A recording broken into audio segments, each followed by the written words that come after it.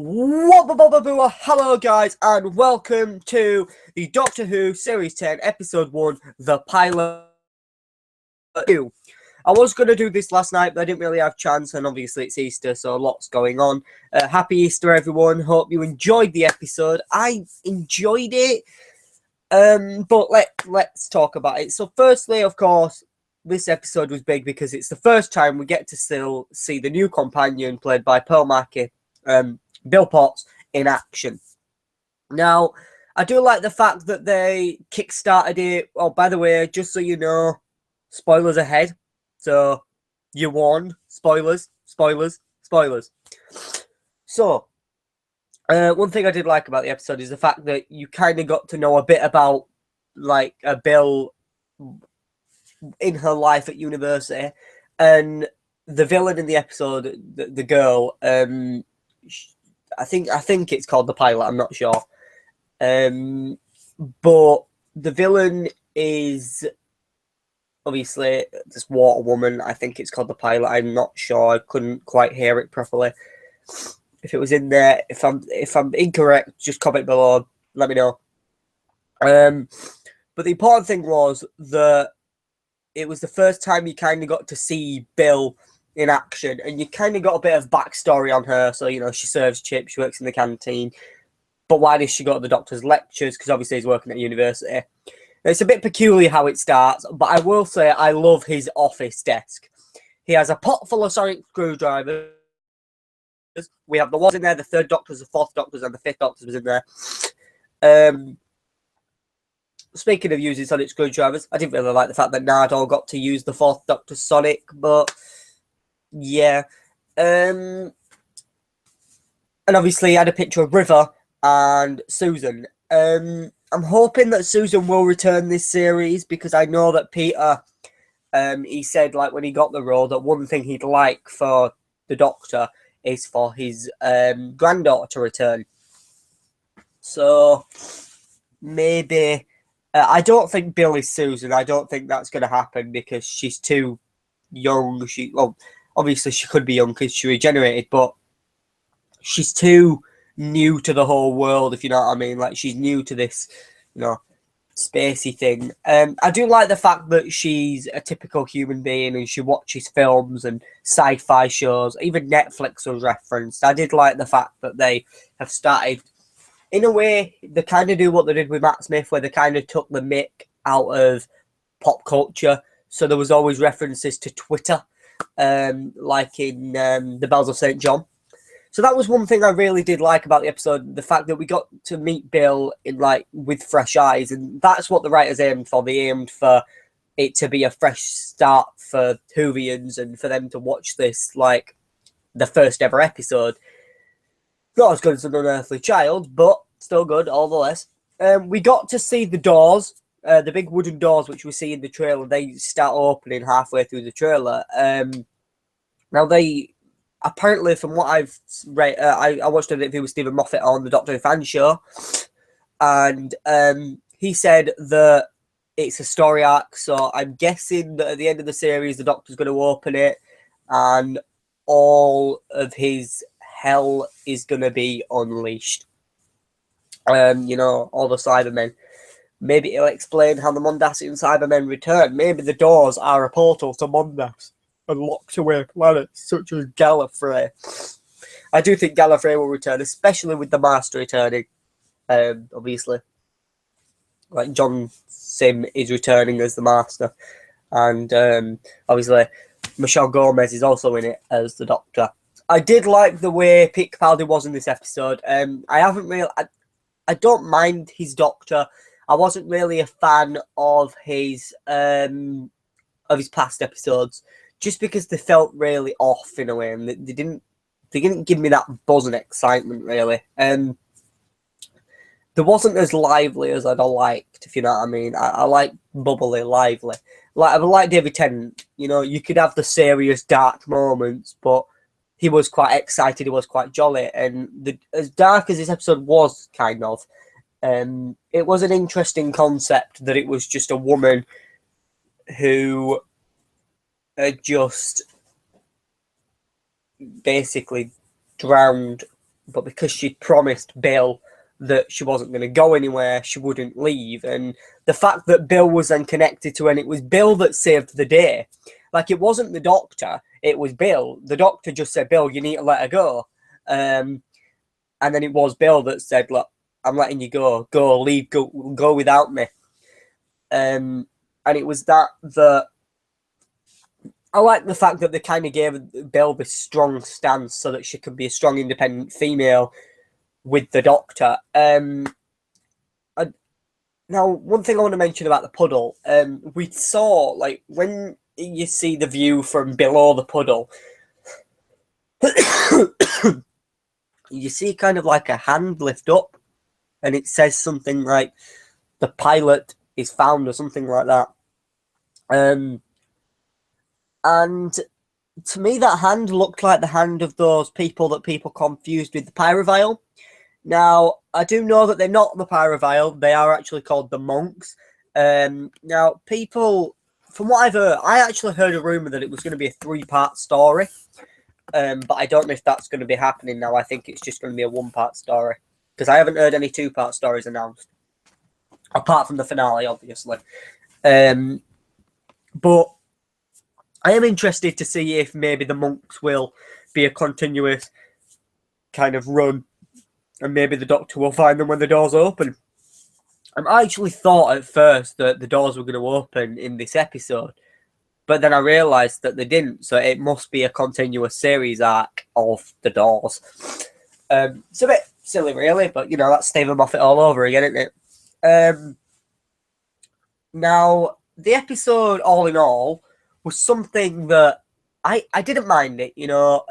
We got to see that Bill is gay. You know, we got to see how she liked this girl who was kind of the villain of this episode. But they didn't make a big deal about it. Like, the doctor never even commented on it. He's just like it's completely normal. You just need to let it go. And it is completely normal. You know, there's nothing wrong with it. And I suppose having an LGBT kind of character will help the show appear to a wider audience, I suppose. And it doesn't bother me in the slightest that she's gay. It does not bother me. I think it's, you know, as much as, you know, like, people do find it controversial, like, I personally don't mind it, and as long as she's a good companion, then it's fine. Now, I wasn't, when she was first announced, I was a bit 50-50, because I'd never heard of who she was. She was from West End shows, and I was a bit, will she be able to pull it off? But I watched her in this episode, and she wasn't that bad, you know, and I think I'll be able to handle her for Series 10. I'm kind of looking forward to Series 10. I'm looking forward to next week's episode, Smile, which I did get angry about at first, because emoji bots. Friggin' emoji bots. But from what I've seen in the trailer, they do look quite concepty, and it does look like we can be able to there'll be a decent villain, I presume. Hopefully. So that should be good, I hope. So that's yeah. The pilot was, you know, it was a good episode. It was strong. I think I could rewatch it. You know, there are some Doctor Who episodes that I just hate to rewatch. And there are just some of Peter Capaldi's episodes that I will never watch again because I just cannot be bothered. But then there are some, like, Robot of Sherwood that I will go back and watch. And Deep Breath, that was okay, but it wasn't the best. But there are some of Peter Capaldi's episodes, independent episodes, that I will go back and watch once, you know, even though after he's left. But like David Tennant, I could go back and watch the majority of his episodes. Like, I could binge watch David Tennant's era. And Matt Smith, I can binge watch series, a few episodes of Series 7. That's about it. Series 6, I can't watch again. I hate it. No, just ruined it for me. At first, when I was sat watching the show, sat watching Doctor Who last night with Amber, and she said she's got something in her eye. It's a star. She's got a star in her eye. And I did like the fact that they kept referencing a star in her eye because you knew that they explained that it was just a defect, but it would be quite cool if that did turn out to be something later on in the series. At first, when Amber actually said she's got a star in her eye, because I didn't see it at first. Then obviously I remembered that the episode was originally, but I feel like the pilot kind of worked as an opening series episode to me. Like the title worked. Yeah, so when I first saw that she had the star in her, I actually thought maybe she's the Tesselector. And that explains how, but maybe they've just found a new way of kind of merging into other people, but obviously it was the pilot. I did like the fact that we kind of jumped around in time, so we got to go to Australia, which I thought was really cool. We've now they always go to America and New York, but Australia that was quite obviously it wasn't Australia. It was probably a fucking backlot in Cardiff. But the fact that the Doctor went to Australia and that was quite cool, and that was kind of good because it allowed Bill to be able to see what TARDIS is capable of, especially when they travel to the future and to the past. It allowed Bill to be able to kind of like see, hang on a minute, the TARDIS travels through space and time, and then that kind of she gets the concept of what's happening quite quickly. Actually, it wasn't like confusing, but she's a sci-fi geek, so I suppose she just goes with it. And I did like the fact that they kind of worked it into the story. They didn't like go away from the story plot to show Bill what the TARDIS could do, to then bring it into the to then bring the story back from the show. They kind of, the reason she was finding out the features of the TARDIS was because they were trying to see if the monster followed them, which it did. And then obviously she was still there at the end. At the end of the world, when it was a new world. And then that's kind of, I'm glad they did that because, well, obviously the world ends in the End of the World episode of 2005.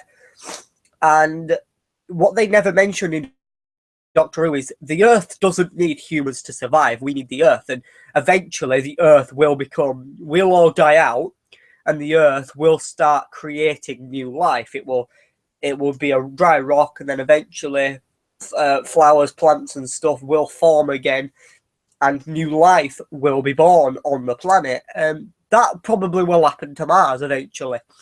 But I did like the fact that they did that, and then when she's like, it's like a new planet, and it's like, well, that's the idea. It creates a new planet. And that's the thing about Doctor Who. They were known for doing sciencey and historical kind of educational show. And they haven't done that for a long time. So I did like the fact they kind of put the sciencey bit stuff in there. That was something I really did enjoy. It would have been nice if they'd used a lot of fire to kind of just what's it called? Get rid of her. Just evaporate her. That'd have been funny. I did like the way the Doctor uses the Sonic. He doesn't hold it straight; he holded it on its side. That was quite cool. So we got to see the Sonic screwdriver again. So this episode was really story-driven. That was one thing I will give it a high five for. It was really story-driven. It was really kind of upbeat, fast. And it was all story-based. It didn't go away from the story. It continued with the story. It reminded me a lot of Rose. Because you met Rose, like we meet Bill, and then we kind of go on her journey, but the Doctor's kind of involved. Nardole wasn't that bad in this episode. I don't mind Nardole, but I forgot that he was a robot, to be fair. And he just, like... Okay, yeah, they put the thing in at the start where he gets a bit rusty and that, but does Bill even know that he's a robot? Or what? Who knows? So they're the strong points of the episode. Now, one thing I didn't like is it felt really fast. Like, I was sat watching the episode, eating my tea, and I didn't like. I was completely immersed into it, but it felt too fast paced. If you know what I mean. Like, I hate slow paced episodes, but it felt too fast paced. Like, by the time there was she was letting her go at the end, I thought, hang on a minute, is this it? Like, basically they fought off the monster. Now we're going to have about 5 minutes of the Doctor basically tells Bill to come with him. And yeah, I did enjoy that, and I did like that fact. That was one thing I didn't mind, to be fair. However, I did. How do I say it? The episode to me was like, it was too fast for me. I'd have preferred it to have been slowed down a little bit so that you could have had more story, but it'd have been a longer episode. But all in all, it worked as an episode. I also didn't like the fact that they randomly threw the Daleks in there. They randomly threw the Daleks in just so that they could like appear and like, yeah. But I did like the fact they brought back one of the classic monsters. Now, classic villains. I forgot what they're called. I really cannot what they're called. I think it begins with an A. Comment below what it's called, what they're called. I think it's Andrax or something like that. I can't remember, but oh, excuse me. I can't actually remember what on earth it was called.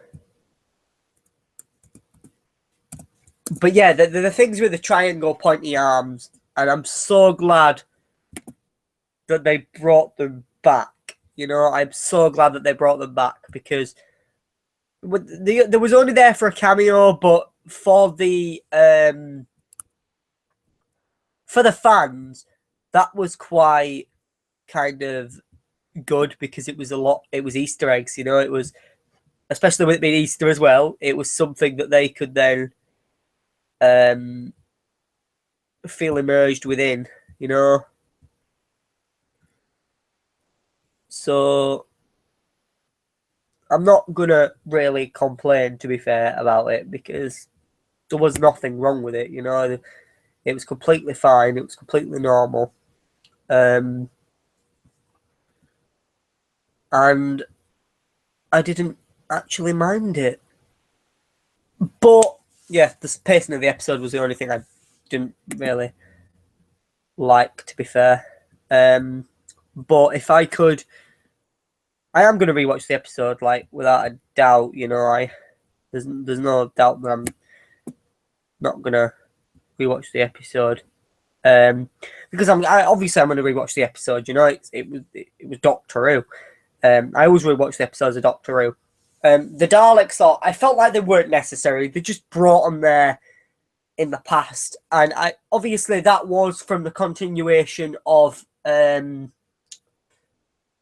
where we first got introduced to Bill, where the teaser trailer announcing her as a new companion, announcing Pearl Mackie as a new companion. And we kind of got to see how that followed on and stuff. But I didn't really care that the Daleks were there. There weren't really any like, there was no point in them being there. But I'm hoping that is the only time the Daleks are going to appear this series, because I think the Daleks need a rest. I think they need to just go off and just be out of Doctor Who for a few series, because obviously the new Doctor, the next Doctor, will have to battle the Daleks at some point, but I don't think they should do it in his first series. I think they should do it in his second. Because I feel like with the new Doctor, they need to bring him in. They need to kind of build him up to being this strong Doctor that can fight off any monster, and then have him face the Daleks. And maybe even next season, they did it in the new Doctor's last series. Like, I think if the Daleks finished him off, he'd be like, oh God, no. That would be something that I think could happen. If I was going to be Chris Chibnall, that is something I would do. If I was running the next era of Doctor Who, with the next Doctor, that is something I would do. But all in all, the pilot episode was amazing. It was a good episode. It was fast paced. I always look for it in Doctor Who episode. It was all story driven. It was a lot of character development for Bill. We got to see Nardole and the Doctor obviously doing his thing. We found out obviously it set up the doors, and I'm glad the Daleks weren't in it too much in a way, I suppose. But there was no point in them being there. There was a lot of Easter eggs. If I comment them below and let me know. Now let's talk about next week. Obviously, next week we've got the Emoji Bots. It was filmed in Valencia. It looks good. After the episode aired, there was a trailer online. There was a trailer on BBC One for the next episode, and we got to see a bit more of the Emoji Bots. So I think we should look at it and maybe see what we think of next week's trailer. I suppose. No, not only that, but there was also at the end of the episode, the Next Time trailer wasn't a Next Time trailer for next week's episode. It was a trailer for the entire series, which we will talk about that a little bit later on. We will talk about that. Okay, so as you can see, I have YouTube up here on the Doctor Who page. Let's watch the episode, the trailer. Oh, they just love it when my... What are they? Alien birds? Tiny robots. That is a robot. It speaks emoji. Where are all the people? Oh! Well, you're going back in. I'm having this really childish impulse to blow it up. Okay. So, that was pretty cool. Like, you can't deny that was cool. Good to see the Doctor there being a bit, I want to blow it up, and that's the Doctor I want. I want someone that's lively, that can run around and just blow shit up, because that is the Doctor, you know? And obviously Capaldi's Doctor's not that kind of Doctor. But yeah. The Emoji Bots don't look that bad. I'm kind of warming up to them. Hopefully it'll be a good episode. And I'm looking forward to it. I didn't really see anything in that trailer because that wasn't the Next Time trailer that I saw. That wasn't the full trailer that I saw on BBC One. Now, I think I'll have to go find the BBC One YouTube channel to see if it's on there, because there was a trailer straight after it. Like, the Next Time trailer they showed was like a full-length kind of series trailer for Doctor Who, Series 10. Now, I don't know if I'll be able to find it on here.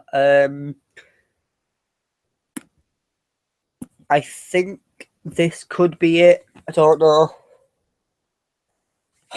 Welcome to paradise. Yeah, this is it.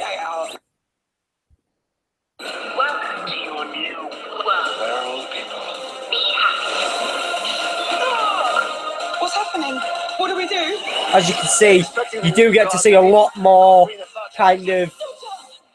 Doctor Who on BBC One. You got to see kind of a lot more shots of the Emoji Bots and the Doctor running around. Now, the full-length trailer that they showed at the end of the series, isn't actually on here. Unless this is it, but I don't think it is. This is one of the Earth's first colonists. What are they? Alien birds? Tiny robots. That is a robot. It speaks emoji. Where are all the people? No, this isn't it. I don't have a clue where it is. Basically, it was a trailer that they showed right at the end of the episode, and it kind of, well, it didn't kind of. You got to see a cameo of John Sim. Now, we finally got to see John Sim, and he had a goatee, and it looked really cool. I wasn't that excited for it, but obviously it is John Sim, you know, it's the master, it's not Missy. I suppose that, you know, to have Missy return. Obviously, Missy is returning, and apparently with John Simm's Master as well. So I suppose having them together will be something really good, and it's something they've never really done before, because we've had, obviously, multiple Doctor incarnations meeting, but never multiple Master incarnations meeting. Anyway, guys, that's it for this review. Obviously, go back and watch it if you just joined or you're still watching. Obviously, start from the beginning. Don't watch halfway through. I've been the Doc 11th, and I'll see you next week for my episode 2 review of Smile. Don't forget to leave a like and a comment, obviously, for anything I've asked you to comment, or just comment in general. Let me know what you thought of the episode. And I'll see you guys next week with another episode review of Doctor Who. If there's any videos that you want me to do, like bonus videos, let me know, and I will try and get them out for you guys. But thank you for watching. I've been the Doc 11th, and I'll see you next week, guys. Goodbye, and happy Easter.